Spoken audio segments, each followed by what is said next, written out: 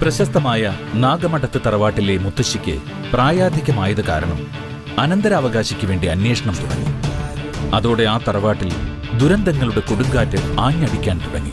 ശിവലിംഗത്തിൽ കെട്ടുപിണഞ്ഞു കിടക്കുന്ന നാഗങ്ങളെ സ്വപ്നം കാണുന്ന ആളാകും മുത്തശ്ശിയുടെ പിന്മുറക്കാരിയെന്ന് പ്രവചിക്കപ്പെട്ടതോടെ ബാംഗ്ലൂരിൽ പഠിക്കാൻ പോയ വൈഷ്ണവിയിലേക്ക് നിയോഗം നീണ്ടുചെന്നു.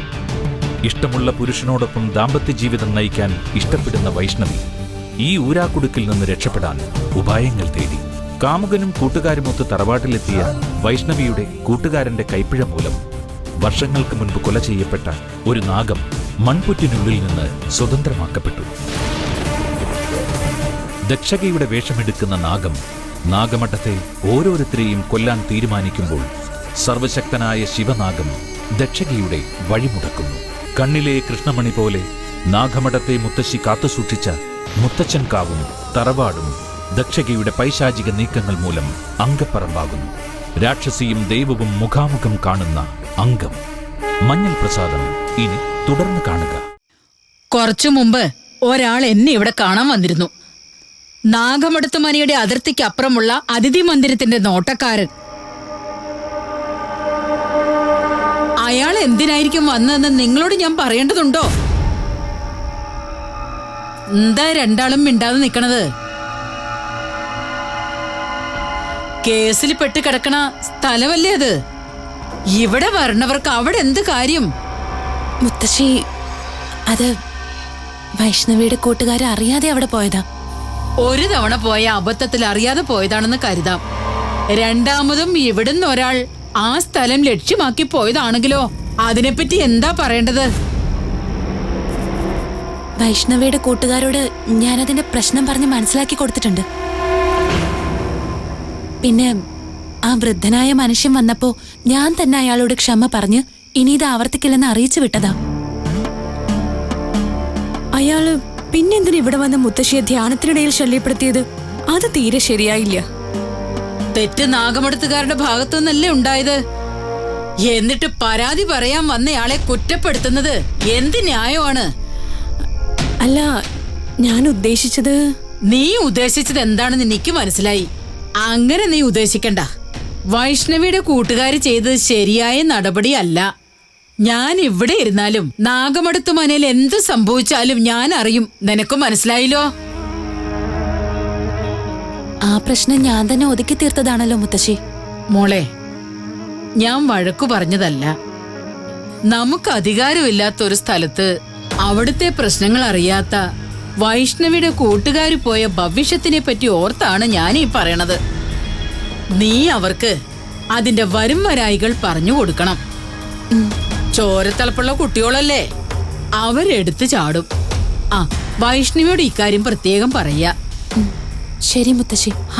ഞാൻ ക്ഷേത്രത്തിലേക്ക് ചെല്ലട്ടെ. മുത്തശ്ശി, എന്തേ? മുത്തശ്ശനും ശങ്കുണ്ണി നായരും കൂടി ഇന്ന് രാവിലെ മേലേടത്തേക്ക് പുറപ്പെട്ടിട്ടുണ്ട്. അക്കാര്യം മുത്തശ്ശി അറിയിക്കാൻ മുത്തശ്ശൻ പറഞ്ഞിരുന്നു. മേലേടെ എത്തിന്ന് ഉറപ്പാക്കിയിട്ടാണോ പോയത്? എത്തുന്ന് ഉറപ്പാക്കിയിട്ട് തന്നെയാ പോയത്. മേലേടം വിളിച്ചിരുന്നു. ഇത്തവണയും നിരാശയായിരിക്കുമോ ഫലം? എന്തായാലും ഇത്തവണ മേലിടം നിരാശയാക്കില്ല എന്റെ മനസ്സു പറയണു. ഏട്ടൻ പോയ സ്ഥിതിക്ക് ഇവിടുത്തെ നാഗമരണത്തിന്റെ കാരണവും കൊണ്ടേ മടങ്ങി വരൂ. വരിക.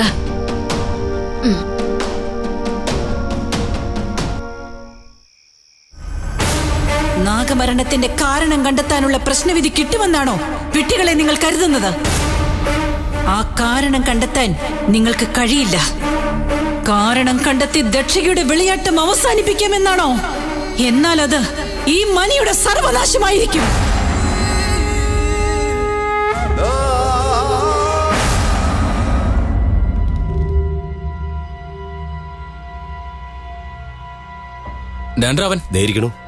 എടാ, നീ ഇവിടെ ആരെ നോക്കിയിരിക്കുക? നമുക്ക് പോണ്ടേ? എടാ, തൊഴുത് കഴിഞ്ഞില്ലേ? എന്നാ പിന്നെ മനയിലേക്ക് പോകാം. ഞാൻ സ്വാതിയെ പ്രതീക്ഷിച്ചിരിക്കടാ. അവളിങ്ങോട്ട് വരട്ടെ, അവളോട് വന്നിട്ട് പോവാം.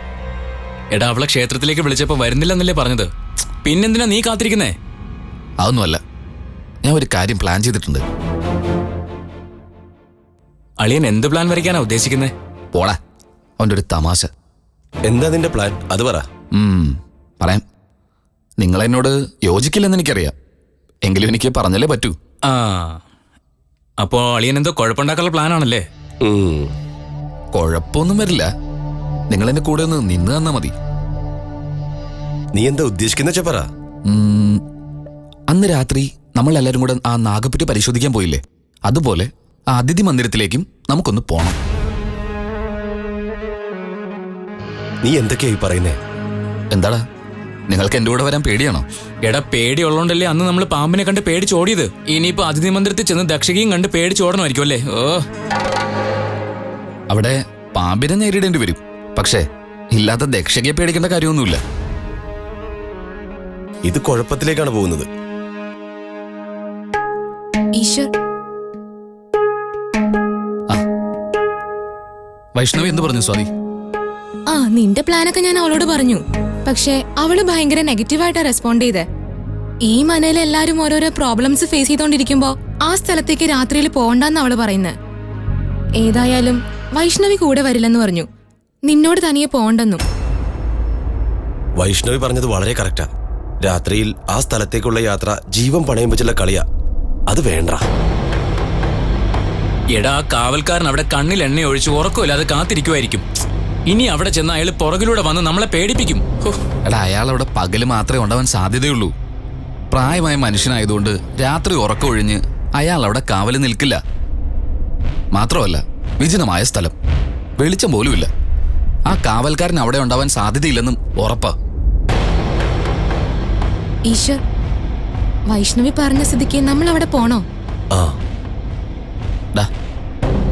ഈശ്വർ, എന്താ നിങ്ങളുടെ ഭാവം?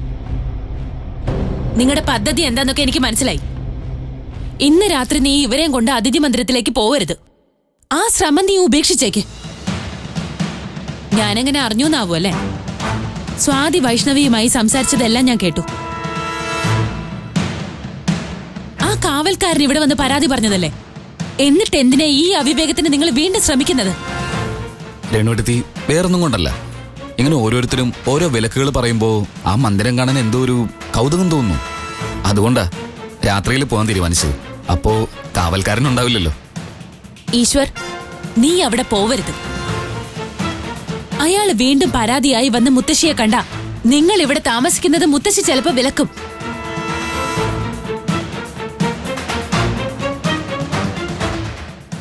അതുകൊണ്ട് അവിടെ പോണ്ട.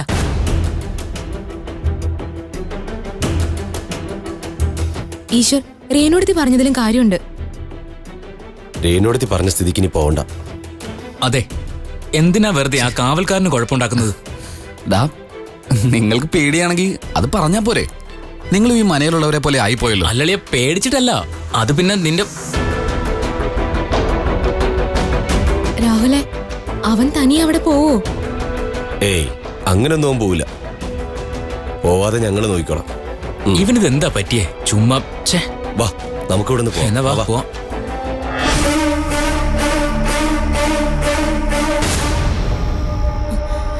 രേണുടുത്തി, നീ മുത്തശ്ശി. രേണു, കാത്തു നിന്ന് മുഷിഞ്ഞോ മോളെ? ഇല്ല മുത്തശ്ശി. നിലവറയിൽ നിന്നും ഇറങ്ങാൻ നേരം ഒരു തലചുറ്റല് പോലെ തോന്നി. പിന്നെ കുറച്ചു നേരം വിശ്രമിച്ചു. അതും മാറിയ ശേഷം ഇങ്ങോട്ട് ഇറങ്ങിയത്. മുത്തശ്ശി, ഈ കഠിനമായ വ്രതം മുത്തശ്ശിയെ നന്നായി തളർത്തുന്നുണ്ട്. നാഗദേവി വെളിപാട് തരുന്നില്ലെങ്കിൽ ഈ ധ്യാനവും ഉപവാസവും തുടരുന്നോണ്ട് എന്താ പ്രയോജനം? ഞങ്ങൾക്കെല്ലാം മുത്തശ്ശിയുടെ കാര്യത്തിൽ വലിയ സങ്കടമുണ്ട്. നാഗമടത്ത് മനയിലെ ഒരാള് ധ്യാനവും ഉപവാസവും ചെയ്താ നാഗദേവി പ്രസാദിച്ച് വെളിപാട് തരുമെങ്കിൽ ഞാൻ തന്നെ അത് ചെയ്യാമായിരുന്നു. മുത്തശ്ശി, ഞാനത് ചെയ്തോട്ടെ. അതൊന്നും പാടില്ല രേണു. ഇക്കാര്യത്തിൽ നിന്നെ ഞാൻ തടയില്ലായിരുന്നു മോളെ. അടുത്ത നാഗമടത്തമ്മയാകേണ്ടവൾ നീയാണെന്ന് തെളിഞ്ഞിരുന്നെങ്കിൽ നന്നായിരുന്നു. ആ സ്വപ്നദർശനം രേണുടുത്തിക്ക് ഉണ്ടായിട്ടില്ലല്ലോ. രേണുടുത്തിക്കായിരുന്നു നാഗദേവി ആ ദർശനം കൊടുക്കേണ്ടിയിരുന്നത്. ആ, ഇനി അതേപ്പറ്റിയൊക്കെ എന്തിനാ പറയണത്? വരിക, നമുക്ക് പൂജ തുടങ്ങാം.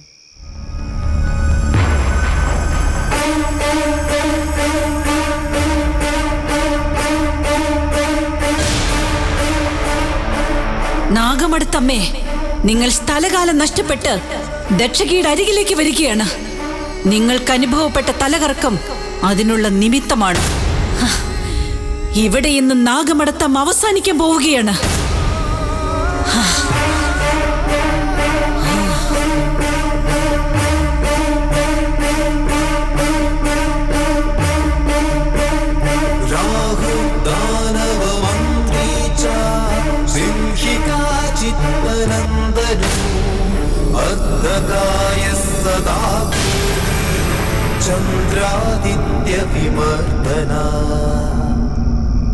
ഈ മരവള്ളിയാണ് നിങ്ങളുടെ അന്ത്യം കുറിക്കാൻ പോകുന്നത്. ഈ കാവിന് വേണ്ടി ജീവിതം മാറ്റിവെച്ച് നിങ്ങളുടെ ജീവൻ ഈ കാവിൽ തന്നെ അവസാനിക്കാൻ പോകുന്നു. ഇതിൽ കിടന്ന് നിങ്ങൾ പിടയും, പിടഞ്ഞു പിടഞ്ഞു മരിക്കും.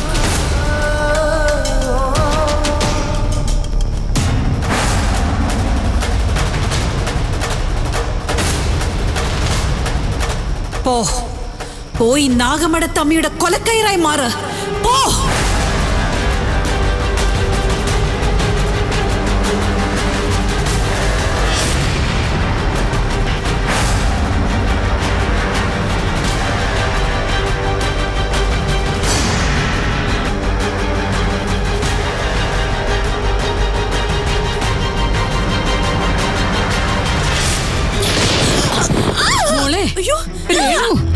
എന്റെ നാഗത്തമ്മാരെ, എന്താ ഇത്?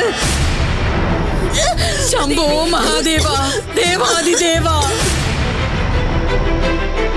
നാഗമടത്തമ്മേ, നിങ്ങൾ രക്ഷപ്പെട്ടിരിക്കുന്നു. പക്ഷെ ദക്ഷകിയുടെ കുരുക്കിൽ വീണ് നാഗമടത്ത് സന്തതി രക്ഷപ്പെടുകയില്ല. അവളെ ഞാൻ തീർക്കും. ദേവാദിദേവ, മഹാദേവ.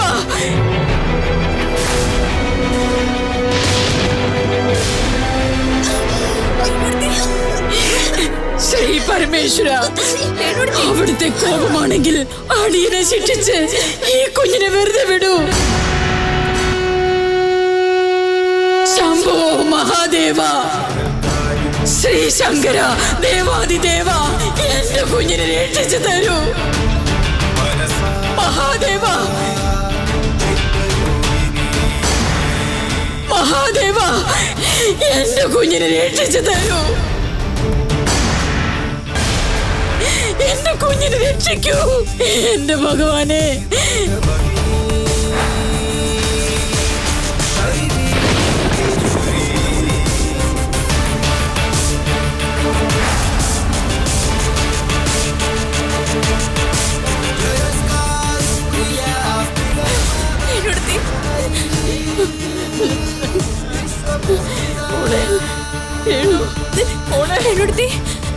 ഒന്നുമില്ലല്ലോ.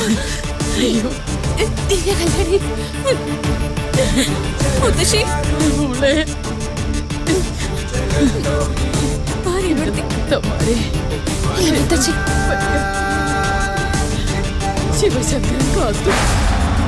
ശിവനാഗമേ, എന്റെ കൺമുമ്പിൽ വരാതെ മറഞ്ഞു നിന്ന് യുദ്ധം ചെയ്യുകയാണോ നീ? യുദ്ധം ചെയ്യാൻ മുമ്പിൽ വരൂ. ദക്ഷകിയുടെ കയ്യാൽ മരണം വരിക്കാൻ മുമ്പിൽ വരൂ. ദക്ഷകി, വീണ്ടും നീ ശിവനാഗത്തെ വെല്ലുവിളിക്കാതിരിക്കൂ.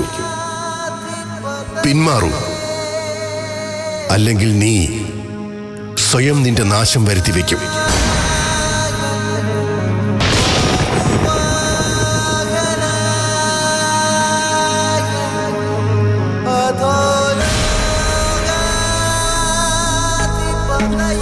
മോളെ രേണു, നിനക്ക് കുഴപ്പമൊന്നും പറ്റിയില്ലല്ലോ.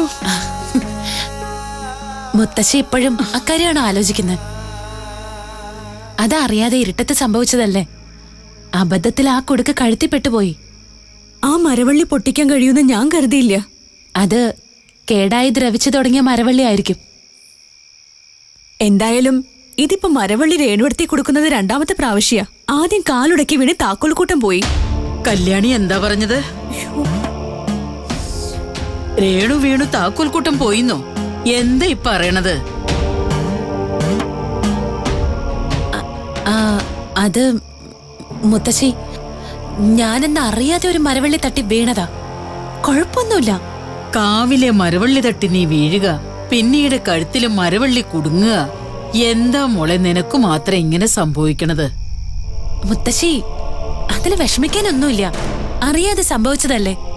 ഇതൊന്നും അറിയാതെ സംഭവിക്കണതാണെന്ന് മുത്തശ്ശിക്ക് തോന്നണില്ല മോളെ. മുത്തശ്ശിക്ക് പിന്നെന്താ തോന്നുന്നത്? നാഗമടത്ത് മനയ്ക്ക് എന്തോ ശനി ബാധിച്ചിട്ടുണ്ട്. മുത്തശ്ശി, അതേ മോളെ, മനുഷ്യന് സമയദോഷം വരുമ്പോൾ സംഭവിക്കുന്ന പോലെ തന്നെയാണ് കുലത്തിനും ദോഷസമയം വരണത്.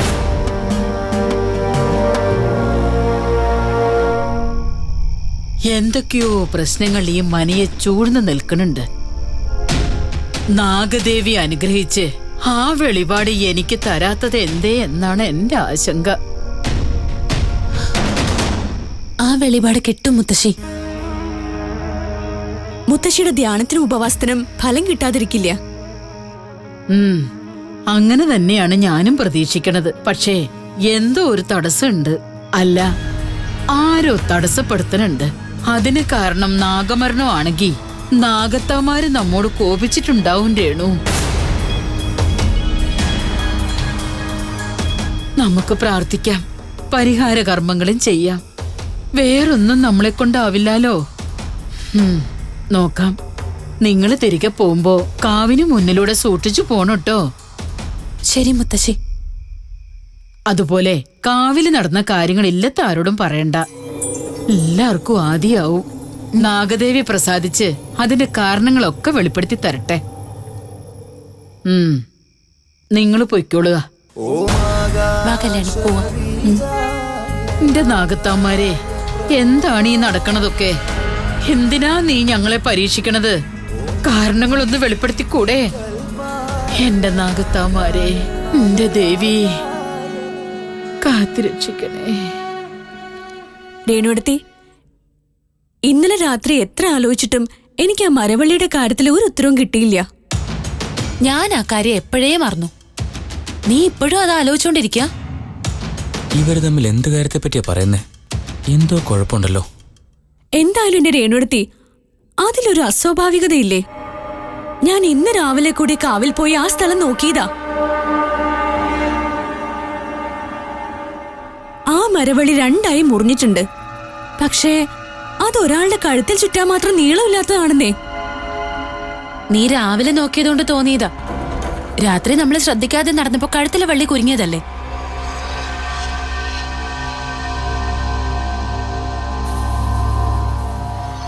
കാവിലെ ഒരു വള്ളി രേണുവടുത്തിയുടെ കഴുത്തി ചുറ്റിയ കാര്യമല്ലേ നിങ്ങൾ പറഞ്ഞോണ്ടിരിക്കുന്നേ?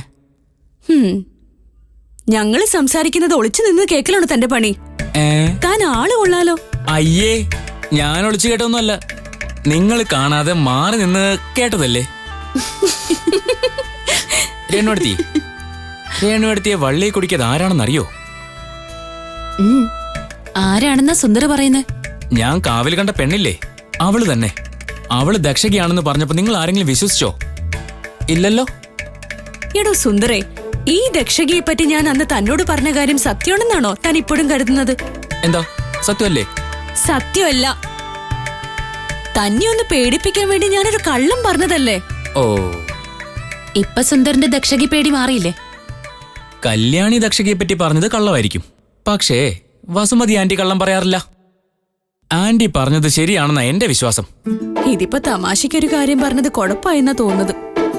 സുന്ദരേ, വസുമതി അമ്മായി മാത്രല്ലല്ലോ, ഞാനും പറഞ്ഞില്ലേ ദക്ഷകിയെ പറ്റി. അതെല്ലാം വെറും കഥകളാ. താൻ അതൊക്കെ ആ അർത്ഥത്തിലെടുത്താ മതി. അങ്ങനെയാണെങ്കിൽ പിന്നെന്താ? കാവിൽ ഞാൻ കണ്ട ആ പെണ്ണേതാ? ആ കിലുക്കം എവിടുന്ന് വന്നു? കിണറ്റീന്ന് കേട്ട ആ ശബ്ദം എവിടുന്നാ? അതിഥി മന്ദിരത്തിൽ ദക്ഷയ്ക്ക് നടക്കാറുണ്ടെന്ന് പറഞ്ഞതും കള്ളമാണോ? രേണുവടുത്തി, ഇത് കുഴപ്പമായെന്നാ തോന്നുന്നത്. നിങ്ങൾ എന്തെങ്കിലും പറഞ്ഞോ? സുന്ദരേ, മറ്റുള്ളവര് പറഞ്ഞതെല്ലാം താൻ മനസ്സിൽ നിന്ന് കളഞ്ഞേക്ക്. തനിക്ക് ഞാൻ പറയുന്നത് വിശ്വാസമാണല്ലോ. രേണുവടുത്തി, ഞാൻ പറയുന്ന ഒന്ന് വിശ്വസിക്ക്. ദക്ഷയ്ക്ക് പുറകിലൂടെ നാഗമായി വന്ന് എല്ലാവരും കൊത്തും. എനിക്ക് എന്താണ് ഇവിടെ? പെണ്ണുങ്ങളുമായിട്ട് കൂടുതൽ കൊഞ്ചിക്കൊടരുന്ന് പലവട്ടം പറഞ്ഞിട്ടില്ലേ? ഉണ്ണിയേട്ടാ, ഞാൻ ദക്ഷകിയുടെ കഥ ഇവർക്ക് പറഞ്ഞു കൊടുക്കായിരുന്നു. നിന്റെ ഒരു ദക്ഷകി കഥ.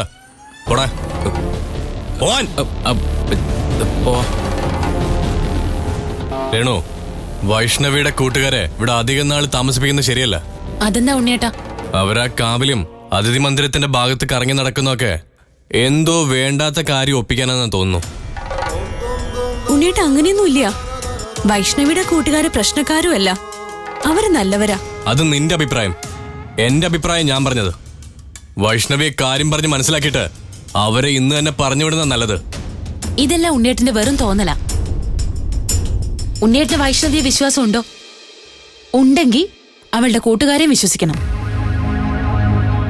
പിന്നെ ഒരു കൗതുകം തോന്നി അവരങ്ങോട്ടോ ഇങ്ങോട്ടോ പോയെന്നിരിക്കാം. അതൊരു വലിയ വിഷയാക്കണോ? ദക്ഷകി ഇളക്കി വിടുന്ന അസ്വസ്ഥതകൾ തടസ്സപ്പെടുത്തുന്നത് നീയാണല്ലേ? ഇവനെ ഞാൻ വിടുകയില്ല. ഇവനെയാണ് ഞാൻ ഈ മനയുടെ സ്വസ്ഥതയ്ക്ക് സമാധാനത്തിനുമെതിരെ ആയുധമാക്കാൻ പോകുന്നത്. അതെല്ലാമാണ് ഇനി കാണാൻ പോകുന്നത്.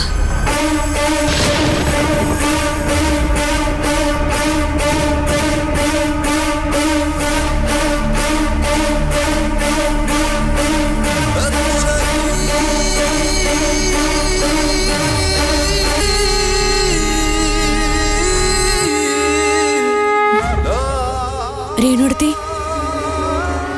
ഉണ്ണിയുടെ നോട്ടം അത്ര പന്തിയല്ലല്ലോ. നല്ല ദേഷ്യം വന്നിട്ടുണ്ട്.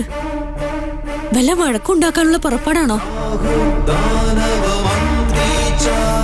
സിംഹികാ ചിത്തനന്ദനൂ